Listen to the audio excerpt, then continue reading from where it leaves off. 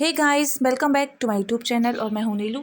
हम पढ़ रहे हैं एमपीपीएससी मेंस 2024 और 25 के लिए निर्माण आईएएस की बुक। ये मध्य प्रदेश का इतिहास एवं प्रमुख राजवंश पुस्तक है जो कि पेपर 1 के पार्ट फर्स्ट की यूनिट 2 से संबंधित है। इसके तहत हम ये सभी चैप्टर्स कंप्लीट कर चुके हैं, जैसे कि प्रागैतिहासिक, आज्ञैतिहासिक मध्य प्रदेश, गर्दविल्ल वंश, नागवंश, औलिंकर वंश, परिव्राजक वंश, उच्चकल्प वंश, गुर्जर प्रतिहार वंश, कलचुरी वंश, चंदेल वंश, परमार वंश, तोमर वंश और गौड़ वंश हमारा अभी चल रहा है। आज हम गौड़ वंश का पार्ट 4 देखने वाले हैं। इसके पहले की जो भी वीडियोस हैं इन सभी चैप्टर से रिलेटेड ये आपको प्ले लिस्ट में मिल जाएंगे, तो आप लोग वहाँ से देख सकते हैं। ये हमारा सिलेबस है। इसके तहत केवल गौड़ वंश रह गया है हमारा और कच्छप घात वंश बाकी है। बाकी ये जो इतना सब कुछ है ये सब कुछ कंप्लीट हो चुका है। आप लोग प्ले लिस्ट में जाके देख लीजिएगा। गौड़ वंश कंप्लीट कर रहे हैं आज हम। इसके तहत आज हम देवगढ़ राज्य देखने वाले हैं। चलिए स्टार्ट करते हैं। देवगढ़ राज्य। गढ़ा राज्य के अतिरिक्त गौड़ों की एक अन्य शाखा ने देवगढ़ पर भी शासन किया। वहाँ के शासक स्वयं को राजगौड़ ना बताते हुए गौड़ों के बीच का शासक वर्ग बताते थे। यह राज्य पहले गढ़मंडला राज्य के अंतर्गत ही आता था, जिसकी राजधानी हरियागढ़ छिंदवाड़ा थी। देवगढ़ राज्य का वास्तविक अभ्युदय 1564 ईस्वी में गढ़ा राज्य के अवसान के फलस्वरूप हुआ, जिसका पहला शासक तुलोबा हुआ। सबसे पहले हम तुलोबा को देखेंगे। 1564 से 1567 ईस्वी तक इसका कार्यकाल होगा। आईने अकबरी के अनुसार देवगढ़ राज्य मालवा सूबे की गढ़ा सरकार के अंतर्गत आता था, जिसकी राजधानी हरियागढ़ और शासक तुलोबा का राज्यारोहण लगभग 1564 से 67 ईस्वी में हुआ। नेक्स्ट है जाटवा। 1580 से 1620 ईस्वी। जाटवा का शासनकाल लगभग 1580 से 1620 ईस्वी के मध्य रहा। आईने अकबरी के अनुसार जाटवा का शासन नागपुर तक रहा तथा इसी के शासनकाल में राजधानी हरियागढ़ से देवगढ़ स्थानांतरित की गई तथा 1596 से 97 ईस्वी में अहमदनगर के साथ हुई संधि के पश्चात यह मुगलों के बरार सूबे के अंतर्गत शामिल कर दिया गया। दल शाह 1620 से 1634 ईस्वी। जाटवा के बाद उसका बड़ा बेटा दल शाह राजगद्दी पर बैठा, जिसका शासन 1620 से 1634 ईस्वी तक रहा। शाहजहां के खिलाफ विद्रोह में दल शाह ने जुझार से मुंडेला की सहायता दक्षिण की ओर भागने में की थी। नोट: गौरतलब है कि जाटवा और दल शाह दोनों गढ़ा के शासक प्रेम शाह के समकालीन थे। नेक्स्ट है कोक शाह। इनका कार्यकाल 1634 ईस्वी होगा। दल शाह के पश्चात कोक शाह 19 जुलाई 1634 ईस्वी को शासक हुआ। इसी के शासनकाल के दौरान खान दौरा ने शाहजहां की दक्षिण नीति के अंतर्गत पहले नागपुर फिर देवगढ़ का किला जीता। नेक्स्ट है केशरी शाह, जिसको जाटवा दोबी कहेंगे। इसका अन्य नाम जाटवा दोबी था। 1634 से 1660 ईस्वी। कोकशाह के पश्चात केशरी शाह शासक बना, जिसने लगभग 1660 ईस्वी तक शासन किया। केशरी शाह ने अपने सिक्कों पर कोकसुत अंकित कराया। मासिर उल उमरा के अनुसार इसी के शासनकाल में देवगढ़ पर शाह नवाज खान ने आक्रमण किया। नेक्स्ट है गोरख शाह। इसको कोक शाह द्वितीय भी कहेंगे। 1660 से 1686 ईस्वी। गोरख शाह दलपत शाह का पुत्र था। माफ कीजिए, गोरख शाह दल शाह का पुत्र था, जिसने लगभग 1686 ईस्वी तक शासन किया। मुगल सेनापति दिलेर खां ने गोरख शाह पर आक्रमण किया। इसी के शासनकाल में शिवाजी के नेतृत्व में मराठों ने बरार पर आक्रमण किया था। नेक्स्ट है बख्त बुलंद। 1686 से 1709 ईस्वी। राजा गोरख शाह की मृत्यु के पश्चात उसके बड़े बेटे महीपत शाह के स्थान पर छोटा पुत्र दीनदर राजगद्दी पर बैठा, जिससे रुष्ट होकर महीपत शाह औरंगजेब के पास गया, जहां औरंगजेब ने इस्लाम स्वीकार करने की शर्त पर देवगढ़ के राजा को मान्यता दी तथा बख्त बुलंद के नाम से देवगढ़ की गद्दी पर बिठाया। किंतु बख्त बुलंद ने खुद को स्वतंत्र शासक घोषित कर दिया, जिससे क्रुद्ध होकर औरंगजेब ने पुनः दीनदर को शासक बनाया और बख्त बुलंद धामोनी चला गया, जहां से गढ़ा शासक नरेंद्र शाह की सहायता के पुरस्कार स्वरूप उसे चौरई, डोंगरताल व घुनसोर नामक 3 महल प्राप्त हुए। उसने छत्रसाल तथा मराठा छत्रपति राजा राम के साथ मित्रवत संबंध स्थापित किए। औरंगजेब की मृत्यु के पश्चात उसने खेरला बैतूल को जीता। जुलाई 1709 ईस्वी के लगभग बख्तबुलंद की मृत्यु हो गई। अब नेक्स्ट है चांद सुल्तान 1709 से 1729 ईस्वी। बख्तबुलंद का ज्येष्ठ पुत्र चांद सुल्तान देवगढ़ की गद्दी पर बैठा, जिसने 1709 से 1729 ईस्वी के मध्य शासन किया। उसने अपनी राजधानी देवगढ़ से नागपुर स्थानांतरित की।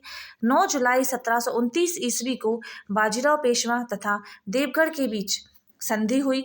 चांद सुल्तान के पश्चात अकबर शाह व बुरहान शाह देवगढ़ के शासक बने। ये शासक कठपुतली मात्र रहे, वास्तविक सत्ता रघुजी भोसले के पास रही। नेक्स्ट है गड़ा राज्य की प्रशासनिक व्यवस्था। गड़ा राज्य की प्रशासनिक व्यवस्था के बारे में अब हम चर्चा करेंगे। दोस्तों, अगर आप लोग को वीडियो पसंद आता हो तो प्लीज़ लाइक करें और चैनल को सब्सक्राइब करना ना भूलें और दोस्तों के साथ शेयर भी कर दिया करें। गड़ा राज्य के केंद्रीय प्रशासन के ढांचे का कोई व्यवस्थित विवरण वर्तमान में उपलब्ध नहीं है, परंतु गड़ा राज्य के स्थानीय वृत्तांतों और गड़ा के शासकों के द्वारा जारी किए गए सनदों, राजा द्वारा जो शाही आदेश पारित किया जाता है उसे सनद कहते हैं। तो शासकों के द्वारा जारी की गई सनदों से हमें केंद्रीय प्रशासन के कुछ पदाधिकारियों के संबंध में जानकारी अवश्य मिलती है। अतः प्रमुख पदाधिकारियों का विवरण निम्नलिखित है। सबसे पहले दीवान, राज्य राजस्व एवं वित्त प्रभारी, उदाहरणार्थ हृदय शाह के समय कस्तूर साहिनी, नरेंद्र शाह के समय खिज्र खां, राव खांडेराव इत्यादि प्रमुख व्यक्ति दीवान नियुक्त थे।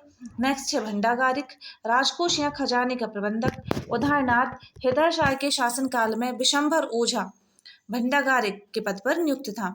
नेक्स्ट है फौजदार, सेनाध्यक्ष के समकक्ष सेना का मुख्य अधिकारी, उदाहरणार्थ देखिए रानी दुर्गावती का फौजदार अर्जुन दास बैस था।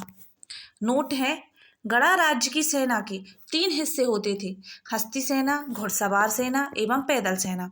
उपर्युक्त पदाधिकारियों के अलावा राज्य के अंतर्गत अन्य पदों का भी उल्लेख मिलता है, जिनमें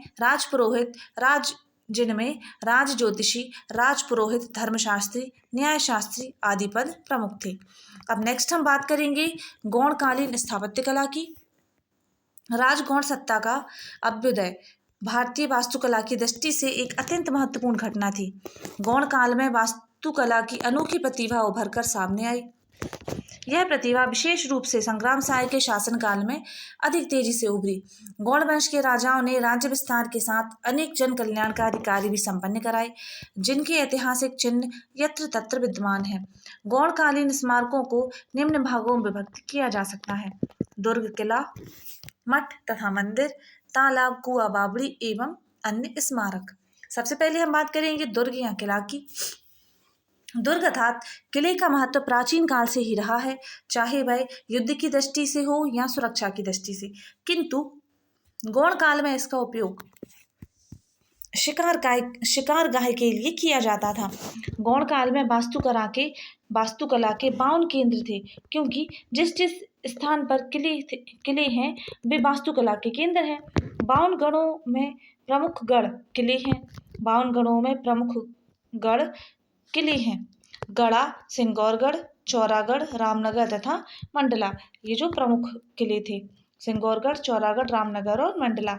अब सबसे पहले हम देखेंगे गड़ा, मदन महल स्थित दुर्ग। गड़ा वर्तमान जबलपुर में है। तो गड़ा स्थित दुर्ग का निर्माण गौड़ वंशीय शासक मदन शाह द्वारा 1116 ईस्वी में कराया गया था, जिसका नामकरण इसी शासक के नाम के आधार पर मदन महल किया गया। यह किला 2 अनगढ़ चट्टानों के ऊपर बिना किसी नींव के निर्मित कराया गया था। वास्तुकला की दृष्टि से यह एक साधारण भवन है। यह दुर्ग 3 मंजिला इमारत है, जिसमें पहली मंजिल पहरेदारों के बैठने हेतु प्रयुक्त होती थी, दूसरी मंजिल संभवतः विशेष महत्व की नहीं है एवं तीसरी मंजिल पर खुली छत एवं एक छोटा सा कमरा है। किले के सामने कुछ दूरी पर हस्तीशाला व अश्वशाला है। इनके समीप बावली नुमा स्नानागार है। इनमें नीचे जाने के लिए सीढ़ियां हैं। साथ ही 2 कमरे भी बने हुए हैं, जिनका उपयोग संभवतः परिधान, कपड़े बदलने एवं सौंदर्य के लिए किया जाता रहा होगा। नेक्स्ट है सिंगौरगढ़ दुर्ग। मध्य प्रदेश के दमोह जिले में सिंगौरगढ़ स्थित दुर्ग गौड़ शासकों के लिए सामरिक दृष्टिकोण से अत्यंत महत्वपूर्ण था। ऐसा माना जाता है कि इस किले का निर्माण कलचुरी शासकों ने कराया था, किंतु कालांतर में इनमें विभिन्न वंश के शासकों द्वारा निर्माण कराया गया था। इस किले की सुरक्षा दो आधारों पर टिकी थी। पहली, किले के चारों ओर बड़ी बड़ी पहाड़ियां स्थित थीं जो बाह्य किलेबंदी के रूप में कार्य करती थी। दूसरी, इस किले के खुफिया रास्तों की जानकारी गौड़ शासकों एवं उनके सैनिकों के अतिरिक्त किसी को नहीं थी। किले के अंदर एक शिलालेख जड़ा हुआ था जिसमें दो गुड़ियां बनी हुई हैं। गणेश प्रतिमा तथा अन्य दो प्रतिमाएं अव्यवस्थित रूप में पड़ी हुई हैं। विस्तृत किले में एक बड़ा सरोवर एक तट से प्रारंभ होकर पहाड़ी के शिखर तक अवस्थित है तथा शिखर के चौरस तल में भी अनेक भवनों के भग्नावशेष विद्यमान हैं। किले के भवनों को दो भागों में बांटा जा सकता है। पहला तराई के भवन तथा दूसरा शिखर के भवन। किले के भीतर स्थित रानी महल ही एकमात्र ऐसी इमारत है जो वर्तमान में काफी हद तक पूर्ण है। इस महल का निर्माण गौड़ काल में हुआ था। तीन तलिए इस महल में कई हालनुमा कमरे, बरामदे आदि मौजूद हैं। महल के समीप एक विशाल तालाब है। इस तालाब के मध्य में एक दीवार का निर्माण किया गया है जो तालाब को दो भागों में विभाजित करती है। नेक्स्ट हम देखेंगे चौरागढ़। यह किला मध्य प्रदेश के नरसिंहपुर जिले के अंतर्गत सतपुड़ा पर्वत श्रेणी पर स्थित है। चौरागढ़ चौगांव किले का निर्माण संग्राम साय ने करवाया था। किले की भव्यता को देखकर प्रतीत होता है कि इनमें छोटे बड़े मिलाकर लगभग 100 भवन होंगे। किले के दक्षिण में एक पहाड़ी जो बुंदेला कोटा कहलाती है, बुंदेला आक्रमण का स्मारक है। पश्चिम की पहाड़ी में गौड़ राजाओं के महलों के अवशेष हैं और पूर्व की ओर भोंसले सरकार द्वारा सेना के लिए निर्मित भवन के भग्नावशेष विद्यमान है। रामनगर दुर्ग गौड़ राजा हृदय शाह द्वारा मध्ययुगीन ऐतिहासिक गांव रामनगर मंडला जिले में बसाया गया।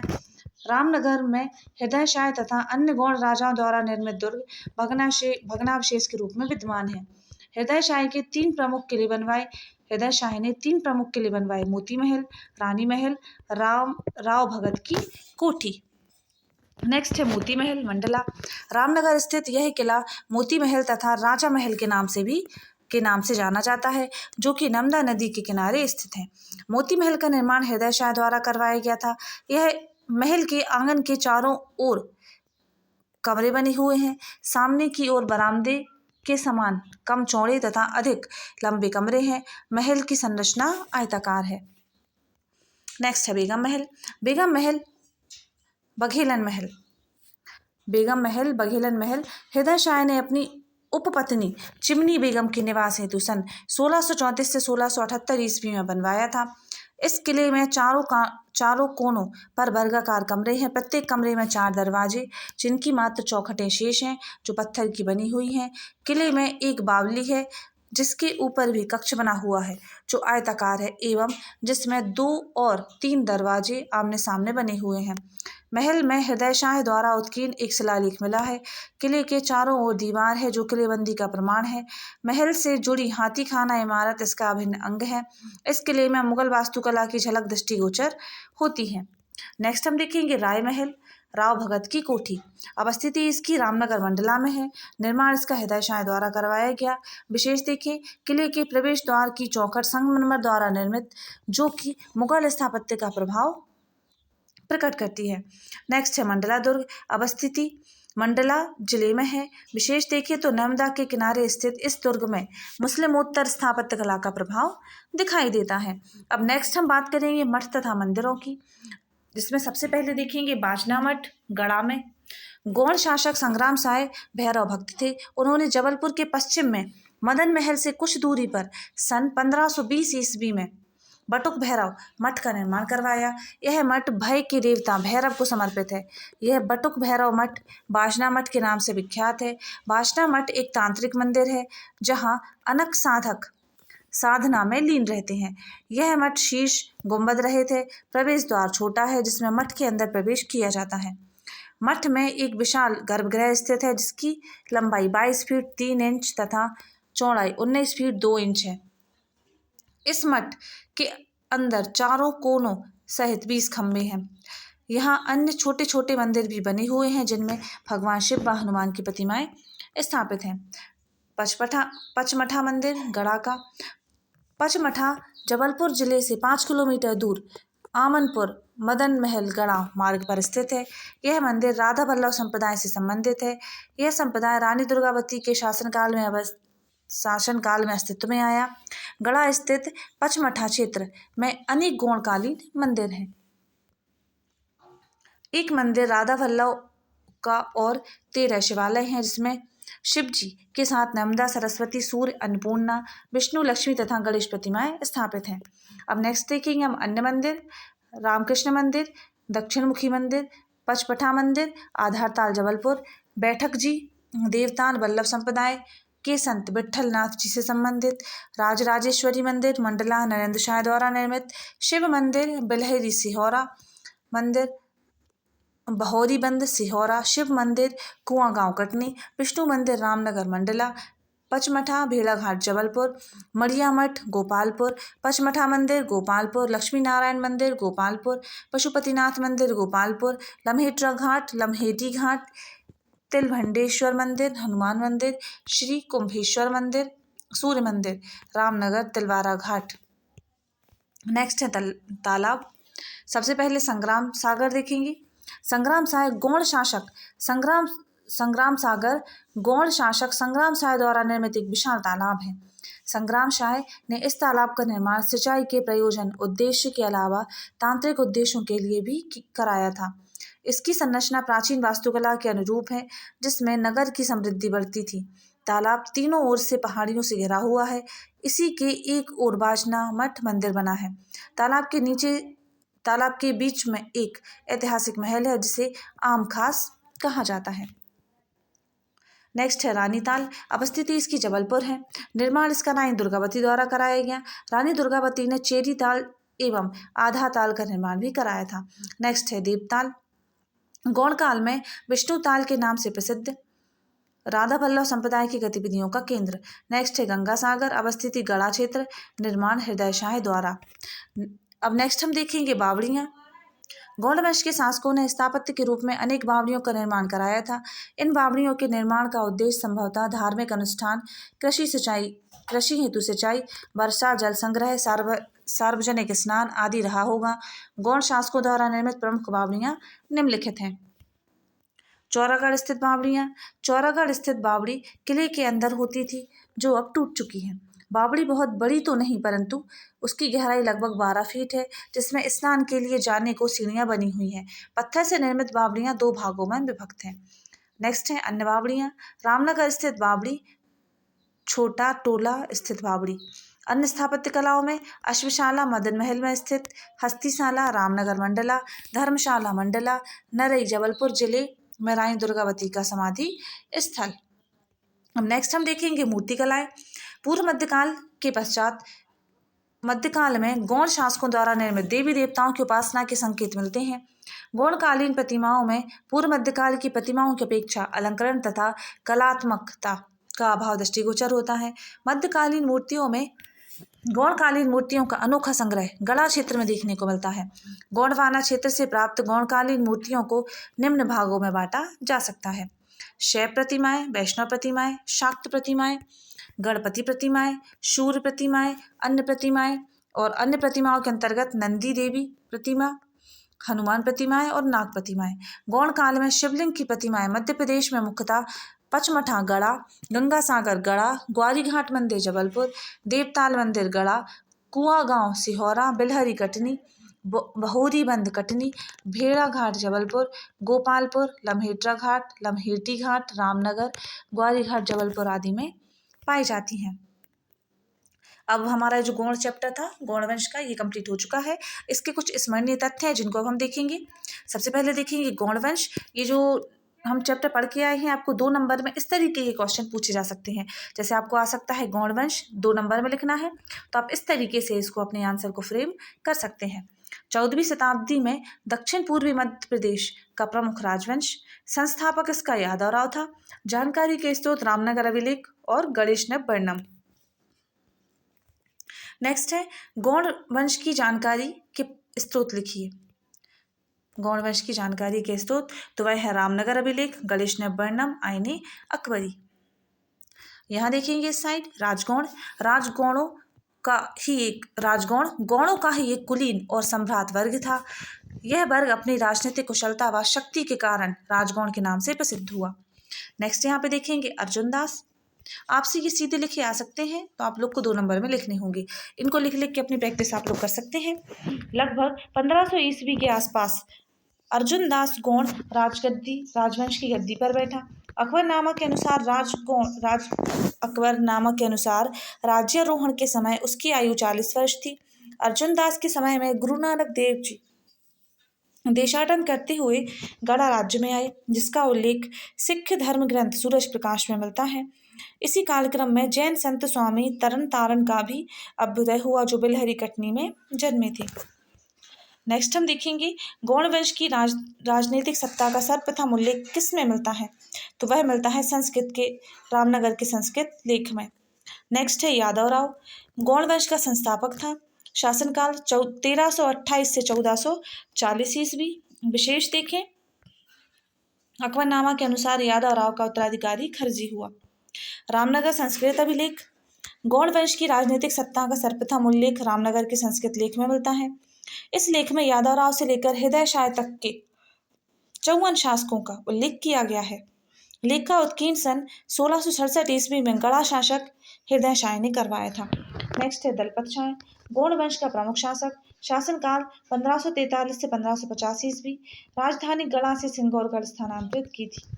दलपत शाह के दरबार में निवासरत महेश ठाकुर के द्वारा रचित 2 ग्रंथों के नाम लिखिए, तो वह हैं आलोक दर्पण और तत्व चिंतामणि।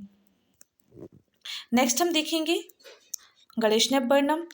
संस्कृत श्लोक संग्रह गणेशनव वर्णम से गौड़ वंश की क्रमानुसार जानकारी प्राप्त होती है। इसमें 54 श्लोकों में इस काल के 63 शासकों का उल्लेख उनकी शासन अवधि सहित किया गया है। नेक्स्ट देखेंगे हम रामनगर शिलालेख। इसकी अवस्थिति मंडला में है। विशेष गौड़ वंश की जानकारी का सबसे महत्वपूर्ण स्रोत है गढ़कटंगा या गड़ा मंडला। क्या है ये, तो गौड़ राज्य के अन्य नाम है ये। इसकी अवस्थिति जबलपुर है। गौड़ वंश के संस्थापक यादव राव के समय राजधानी थी ये। नेक्स्ट देखेंगे हम सिंगौरगढ़। इसकी अवस्थिति दमोह में है। गौड़ वंश के शासक अमरदास संग्राम शाह के समय राजधानी था ये। नेक्स्ट है मधुकर शाह, गौड़ वंश का प्रमुख शासक। शासनकाल 1576 से 1586 ईस्वी। विशेष देखें इसे प्रथम गौड़ बघेली संघर्ष कहा जाता है। नेक्स्ट देखेंगे हम गजेंद्र मोक्ष। गौड़ वंश के शासक निजाम शाह के शासनकाल में लक्ष्मी प्रसाद दीक्षित द्वारा लिखा गया काव्य ग्रंथ है ये गजेंद्र मोक्ष। नेक्स्ट है बावनगढ़ अधिपति। गौड़ वंश के शासक संग्राम शाह ने अपने साम्राज्य के विस्तार हेतु 26 वर्षों तक राज्य के बाहर रहकर 52 गढ़ों पर आधिपत्य स्थापित किया।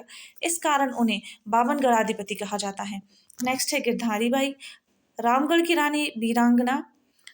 रानी वीरांगना अवंतीबाई की सहायिका थी। 1857 की क्रांति में अवंतीबाई की सहायता की। इनकी समाधि मंडला में स्थित है। नेक्स्ट है प्रेम शाह। मधुकर शाह के पश्चात प्रेम शाह गड़ा का शासक बना। शासनकाल 1586 से 1627 ईस्वी। विशेष देखें अपने दरबार में विष्णु दीक्षित एवं गंगाधर वाजपेयी जैसे विद्वानों को आश्रय दिया। किसने प्रेम शाह को महाराजाधिराज की उपाधि धारण करने वाला बताया? 1594 ईस्वी में जबलपुर के आमोदा सती लेख में। नेक्स्ट है रसरत्नमाला, संग्राम शाह द्वारा रचित संस्कृत ग्रंथ। इसमें 9 रस निष्ठावान स्त्रियों की चर्चा की गई है। नेक्स्ट है बेगम चिमनी रानी, यह मुगल शहजादी थी। हृदय शाह ने इनके लिए चौगान में बेगम महल का निर्माण करवाया था। नेक्स्ट है निजाम शाह, गौड़ वंश के प्रमुख शासक। शासनकाल 1749 से 1776 ईस्वी। विशेष देखें इनके शासनकाल में रघुजी भोंसले ने देवगढ़ और चांदा पर अधिकार कर लिया। नेक्स्ट है छत्रशाह, गौड़ वंश के प्रमुख शासक थे ये। इनका शासनकाल 1672 से 1684 ईस्वी था। इनके शासनकाल में औरंगजेब का दक्षिण अभियान प्रारंभ हुआ।